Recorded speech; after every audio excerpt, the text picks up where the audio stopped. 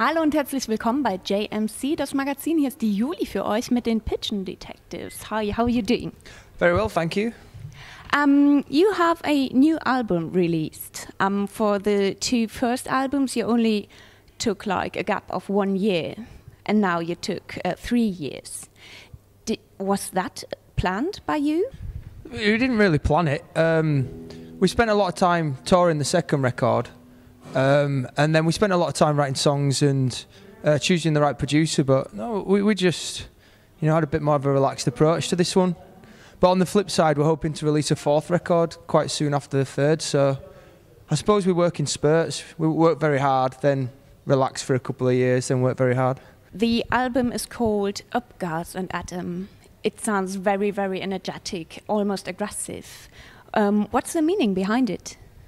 It's just a quote by the Duke of Wellington in the Battle of Waterloo. We just kind of wanted something that kind of meant something quite energetic, like you said. That's all. So is energy very important to you, on stage above all? I think we just act like we act ourselves on stage. That's just how we've always played a gig. If we play a gig in front of 10 people, we're fairly energetic, and if we play a gig in front of 10,000 people, we approach it with the same attitude. I think we'd find it quite hard to stand there and be, quite dull on stage, but that's not to say that's a bad thing. I go watch Interpol. They're one of my favourite bands, and they don't move a muscle. Yeah. Then again, some of my favourite frontmen are like Damon Albarn. He jumps about and he's quite energetic. But then you've got Liam Gallagher, who just stands there and kind of is quite intense. So yeah, that's just how our live show is. It's not a planned thing, so it's not too important. But it usually gets the crowd excited. Do you sometimes feel you have like a lack of energy?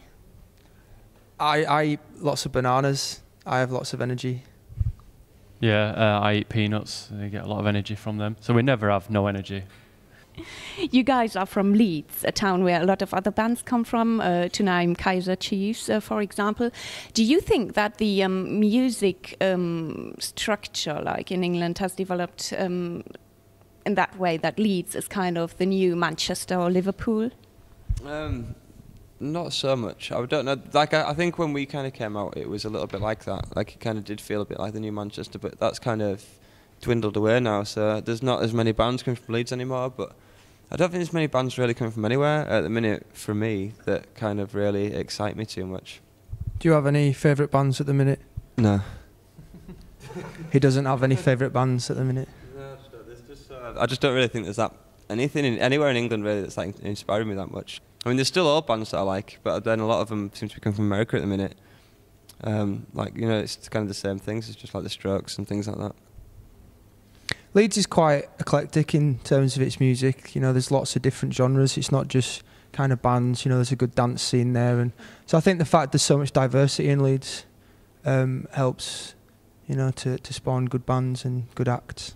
Have you maybe been influenced by other bands or the music scene in England for your current album?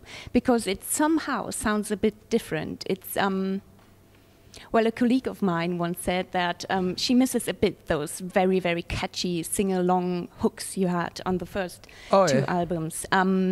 Was it your intention to maybe focus on the professionality and to go with more rounder, more fuller sounds? I think it was very much a definite, deliberate decision to not try and write the same songs we'd wrote on the first two records, because there's no point for that for us.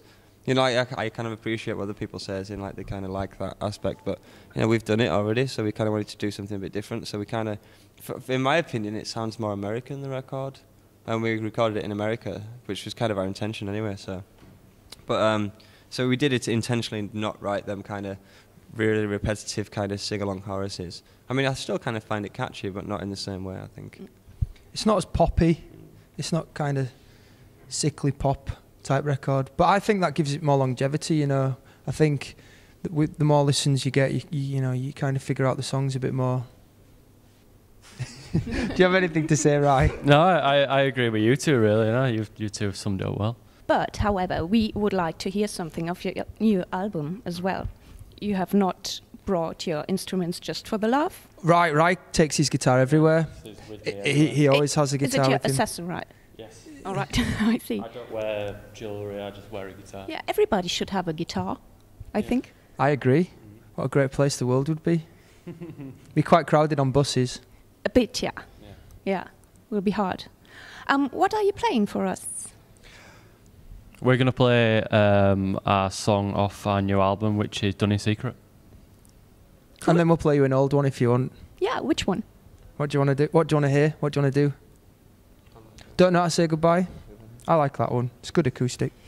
Okay, cool. Looking forward to it. Ja, jetzt für euch die Pigeon Detectives. Habt ihr ja gehört. Viel Vergnügen.